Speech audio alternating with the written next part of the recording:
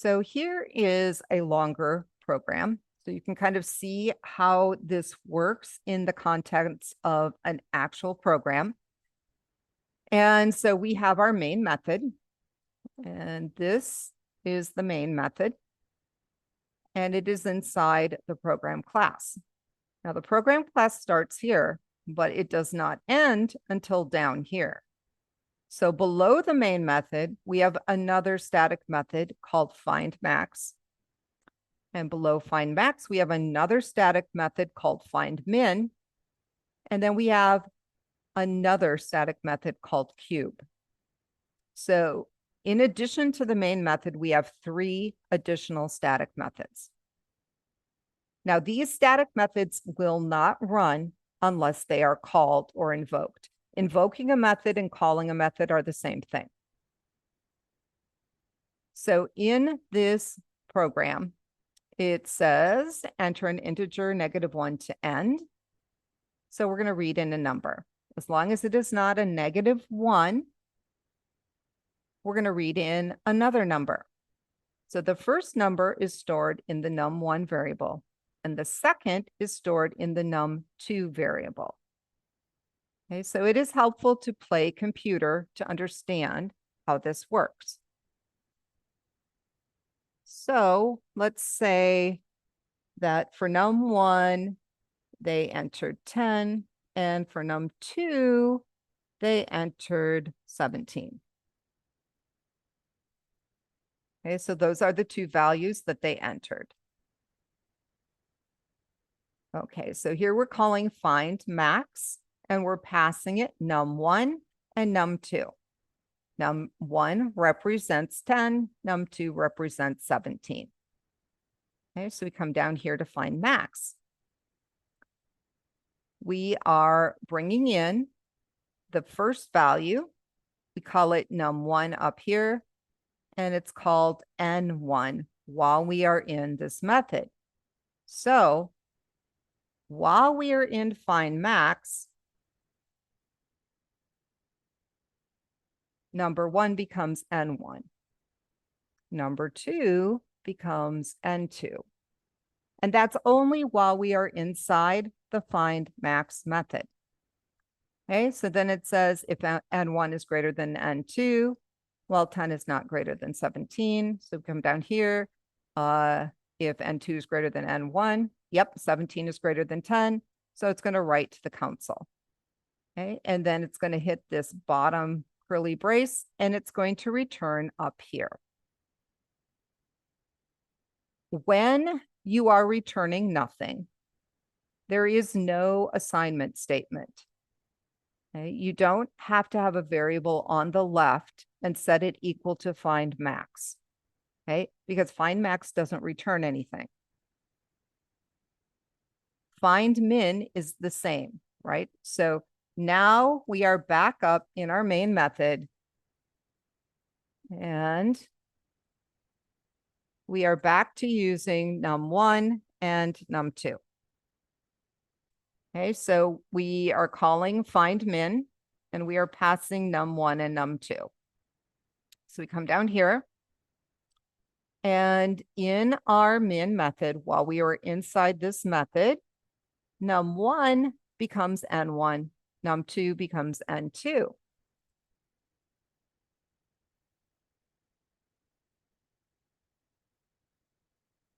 Okay, and so then it says num1 greater than, or n1 greater than n2 is 10 greater than 17. No, it is not. Is n2 greater than n1? Is 17 greater than 10? Yes.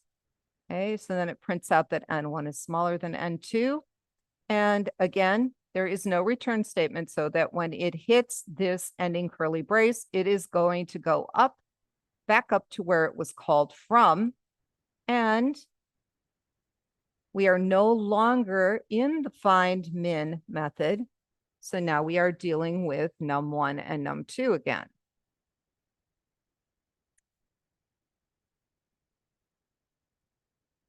And then we have another call. Okay, we're calling cube. but you're going to notice this is a little bit different because we have an equal sign. And then we have a variable, an integer variable that we're going to store a value in. So that tells me that cube is returning a value, and that value is an integer. And we're going to pass num1 to cube. Okay, so we're going to pass the value 10. So we're going to come down here. And while we're in the cube method, num1 just becomes n. So n is 10. So we're going to return 10 times 10, 100 times 10, 1,000. It's going to return 1,000. 1,000 is an integer. Where does it return that? It returns it to where it was called, which is right here. And we're going to store that 1,000 in result 1. And now that we're back up here, we are dealing again with num1 and num2, but we also have a third variable called result 1, and that is 1,000. And then we are writing out num1, which is 10. 10 cubed is, and we've got result 1, 1,000. And then you'll notice that we are calling cube again, but this is a little different. We are not using an assignment statement. When it returns the value, it returns the value to here, which is inside a write line. So instead of storing that returned value, we're just going to print it out. So how this works is it's going to say council.writeLine. So it's going to write to the council the value that is in num2, which is 17.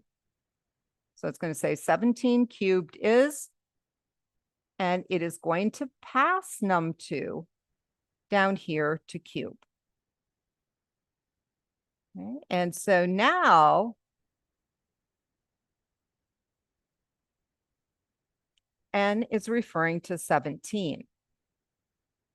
And I'd have to get my calculator out, but it's going to return 17 times 17 times 17. And that value is going to be printed here. And we are not storing the value. So there is no result 2. It's going to print it, and then we're done with it.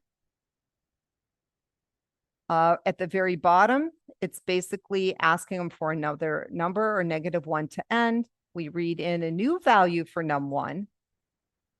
And as long as they didn't do a -1, we're going to get another number for a value for number 2 and go through the whole process again.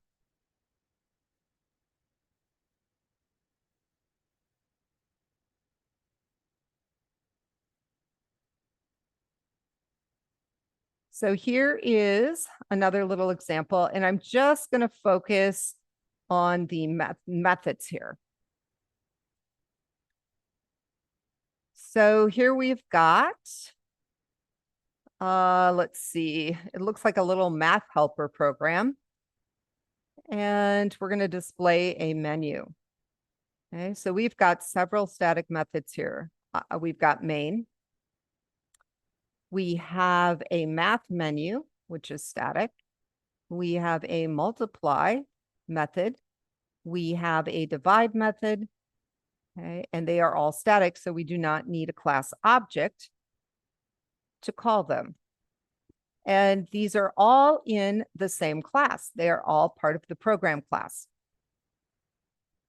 So we don't have to prefix with the class name. Okay, we can just use the name of the method. If you remember when we were using WriteLine and ReadLine, we were in a program class or whatever you called your class where your main method was. And when we're using WriteLine or ReadLine inside of this class, council is a completely different class, which is why we have to prefix with council here. But we've got math menu, multiply, we are all in the same class, so we don't need to prefix.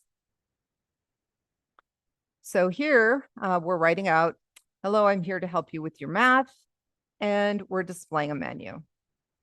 And here is the menu. Please make a selection from the menu. It's going to have 1 for multiplication, 2 for division, or 3 to quit. So they are supposed to enter numbers. So we are reading in the integer. Okay, and I am using console.read, so it's going to retrieve an integer. I use read line to get rid of the new line character in the queue, and I am going to convert it to character and return it. So my return data type here is character, because this is where I'm converting it to character. We didn't pass anything to this math menu. The purpose of this menu is to retrieve a 1, 2, or a 3. Okay, and that is what it does. So you'll notice that there are no parameters here, but you still have to have the left and right parentheses. And the other thing I want you to take note of is that you don't put void in there. Void is only used for a return data type. Void is not a parameter. Okay? It is not an argument that you pass. So we only use that over here when the return statement doesn't return anything. So we've got our math menu. And then multiply and divide are very similar. So we are going to send 2 numbers. They happen to be 2 integers. We're going to calculate the correct answer.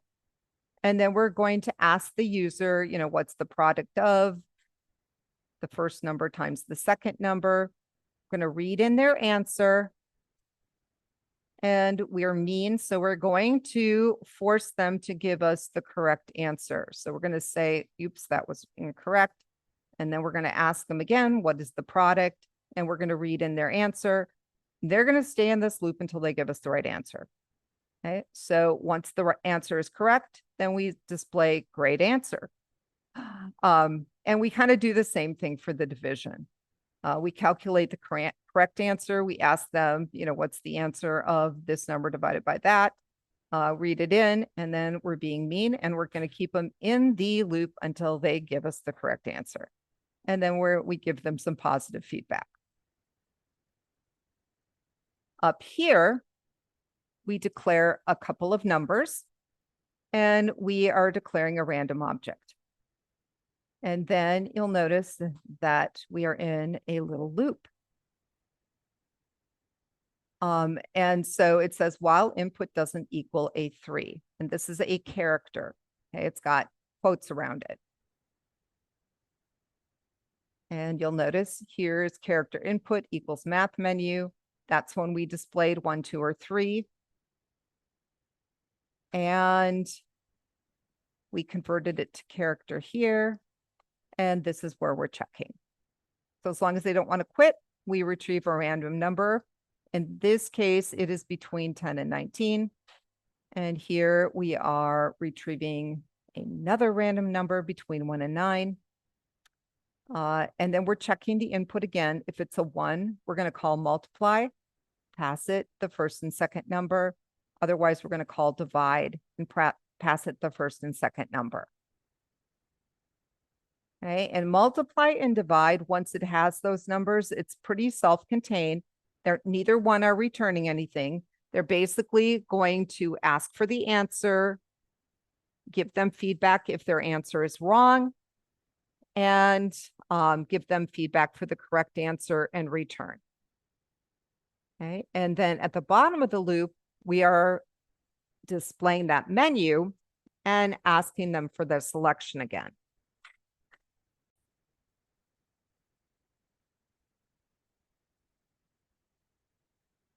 And they have total control of whether or not they are going to exit out of the loop. And you might think, well, what happens if they do like a 4? If they do a 4 or something like that, it's not going to exit the loop. But it's not a it's not a 1. So if they do any other number, it's going to go into divide. Okay, so that would be kind of the default.